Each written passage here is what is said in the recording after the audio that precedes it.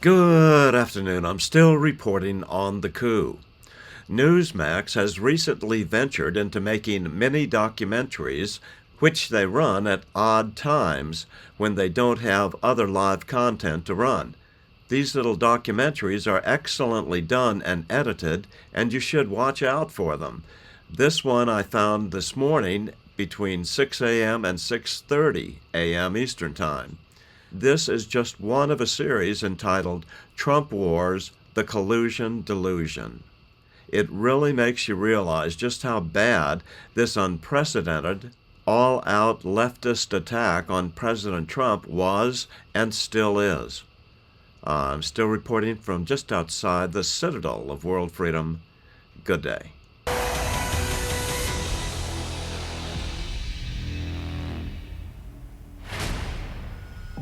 It all started before the 2016 election had even been decided. After it was revealed that as Secretary of State, Hillary Clinton housed an illegal server at her house in Chappaqua, New York, an FBI investigation was launched examining leaked emails, hacked emails, and even classified emails. Then at the second presidential debate, Hillary Clinton mysteriously suggested that she had heard from unnamed intelligence officials that Russia was behind a diabolical plan to hack into accounts and get Donald Trump elected. Our intelligence community just came out and said in the last few days that the Kremlin, meaning Putin and the Russian government, are directing the attacks, the hacking on American accounts to influence our election. But somehow, all of this became Donald Trump's fault as Hillary planted the seeds of what would become known as the collusion delusion. And believe me, they're not doing it to get me elected. They're doing it to try to influence the election for Donald Trump. Now, maybe because he has praised Putin, maybe because he says he agrees with a lot of what Putin wants to do, maybe because he wants to do business in Moscow. I don't know the reasons. Now, on the surface, the attacks seem to come out of left field. Not even the biggest conspiracy theorist could have made this stuff up. But it would soon become clear that Hillary's tactic was cynical and unprincipled, namely, preemptively charge that President Trump was guilty of the crimes that she herself may have committed. And Trump was having none of it.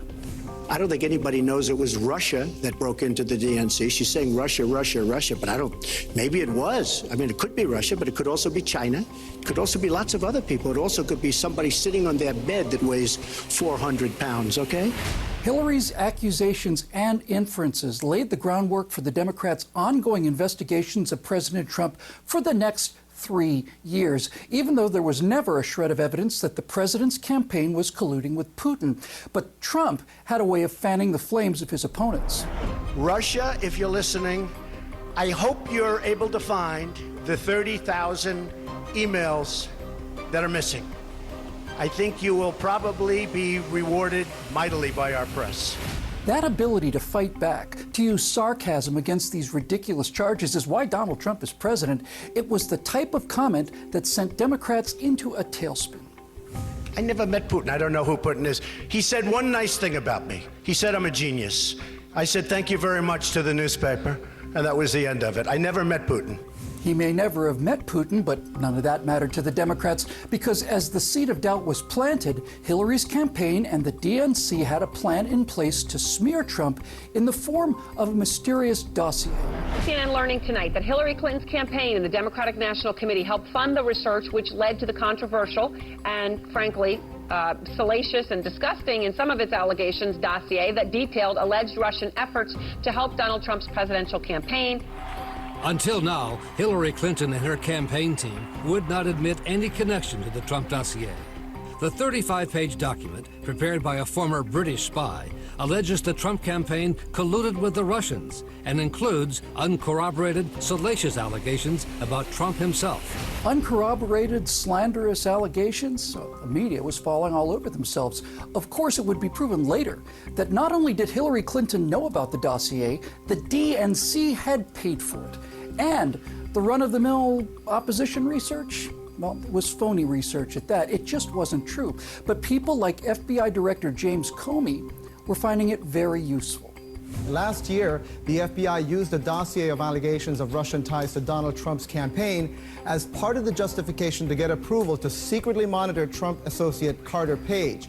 Now, those sources say that the FBI Director James Comey has cited the dossier in some of his briefings to members of Congress in recent weeks. New information shows the FBI used a controversial dossier of alleged contacts between President Trump and Russian agents as evidence for a secret surveillance warrant. From the moment he took office, Donald Trump and members of his campaign were under investigation by the FBI and Democrats like Adam Schiff, supposedly for colluding with Russia.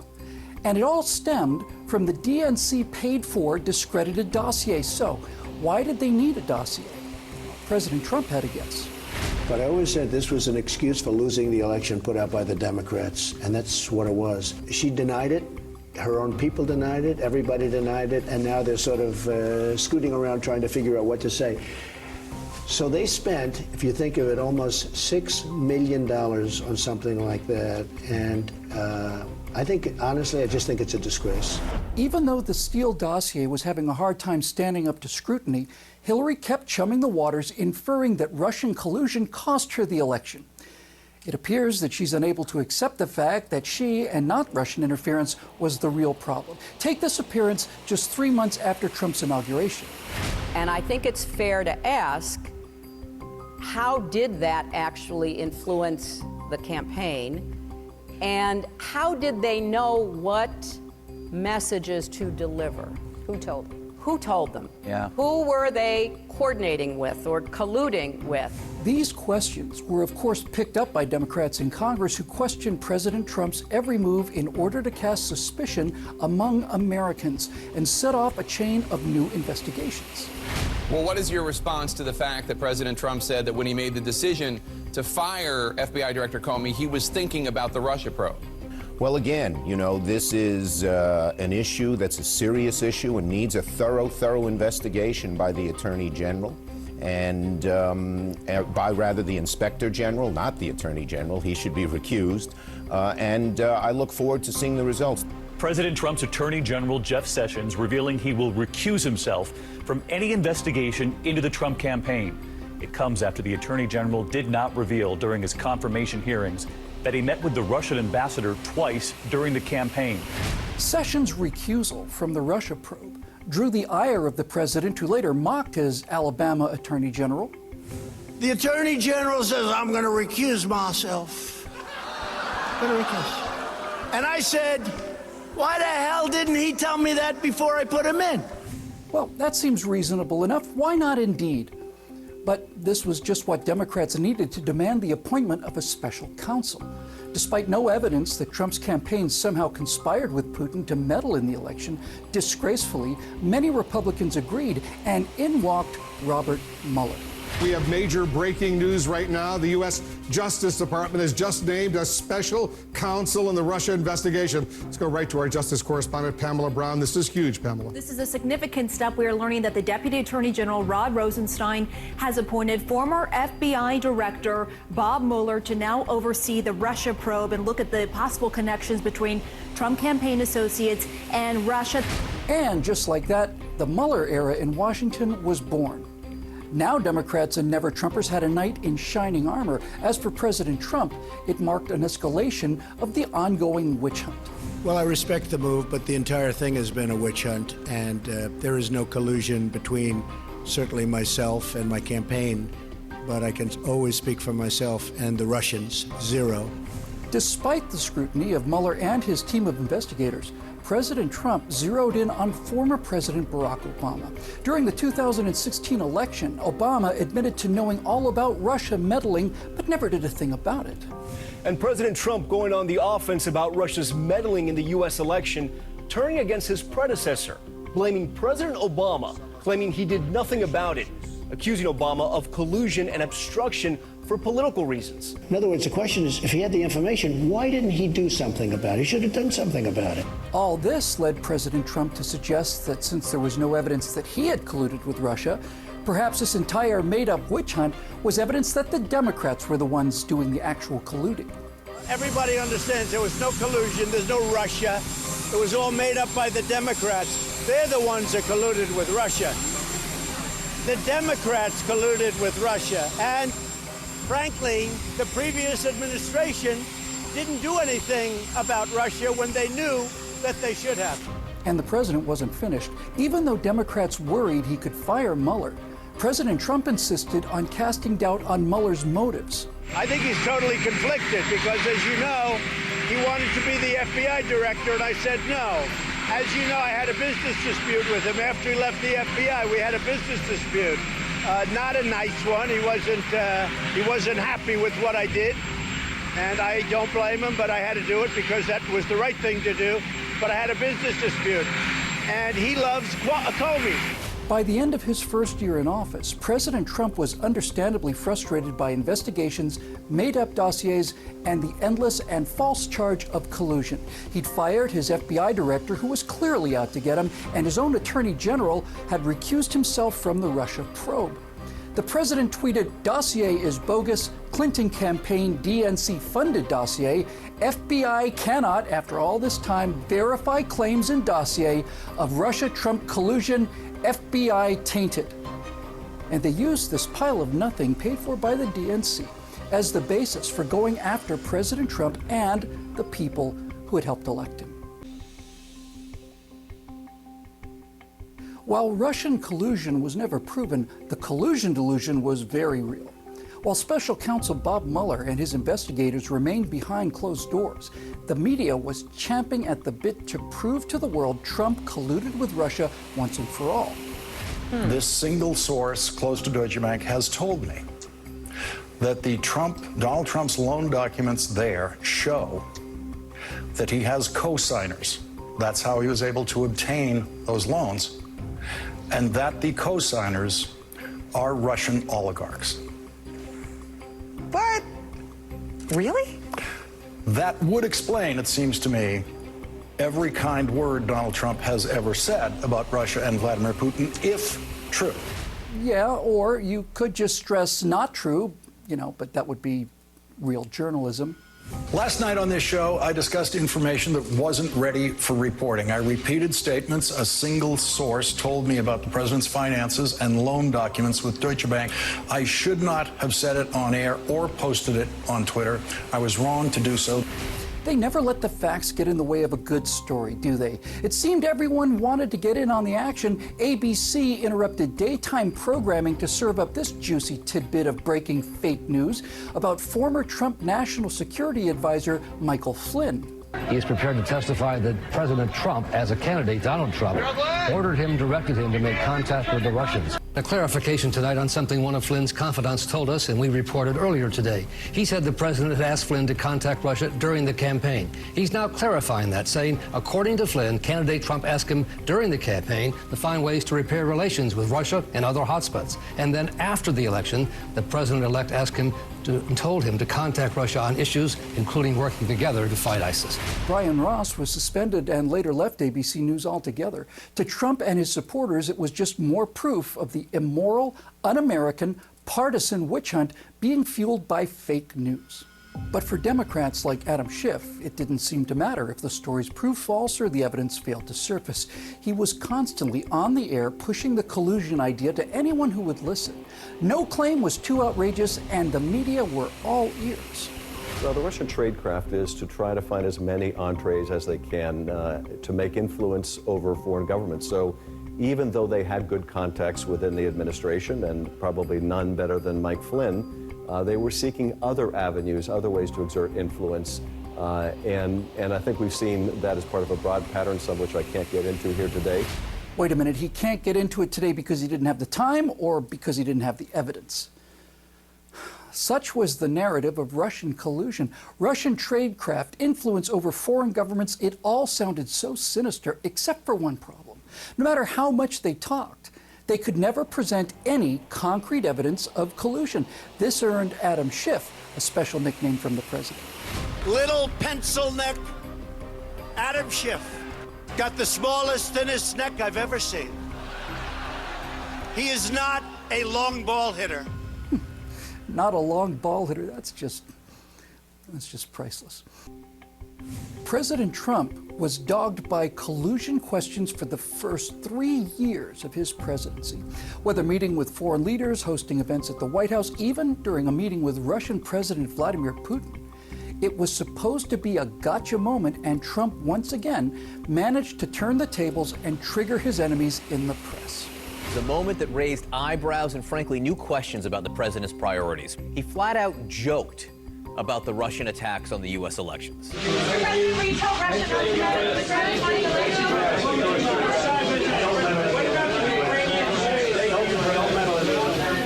At long last, the Democrats readied themselves as Robert Mueller signaled he was ready to release his nearly 450-page report. But first, the Justice Department issued a summary, and, well, you know the story. The special counsel's report states that the investigation did not establish that members of the Trump campaign conspired or coordinated with the Russian government in its election interference. So no conspiracy, no coordination, no collusion. To make matters worse for the left, Trump was already taking victory laps every chance he got. And after 3 years of lies and smears and slander, the Russia hoax is finally dead.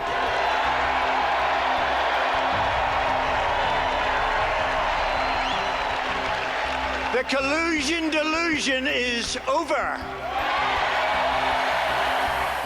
When Mueller finally testified, it was nothing short of a disaster. It seems neither the Republicans nor the Democrats were satisfied with his answers. There were many times when Robert Mueller seemed to be the most confused person of all. Even though Mueller was charged with thoroughly investigating Russia collusion, the report did not go into detail or challenge the various accusers, like Christopher Steele, who the DNC hired to produce the Russian dossier. Only one of two things is possible, right? Either Steele made this whole thing up and there were never any Russians telling him of this vast criminal conspiracy that you didn't find, or Russians lied to Steele. Now, if Russians were lying to Steele to undermine our confidence in our duly elected president, that would seem to be precisely your purview, because you stated in your opening that the organizing principle was to fully and thoroughly investigate Russia's interference. But you weren't interested in whether or not Russians were interfering through Christopher Steele. And if Steele was lying, then you should have charged him with lying like you charged a variety of other people, but you say nothing about this in your report. What's interesting, you can charge 13 Russians no one's ever heard of, no one's ever seen, no one's ever going to hear of them, no one's ever going to see them. You can charge them. You can charge all kinds of people who are around the president with false statements. But the guy who launches the guy who puts this whole story in motion, you can't charge him. I think that's amazing. I'm not certain I agree with your characterizations. Well, I'm reading from your report. That hiss you hear is air escaping from the Democrats' balloon. You know, it's interesting. Robert Mueller was a god to the Democrats, was a god to them until he said there was no collusion. They don't like him so much right now. Well, the Russia investigation is finally over.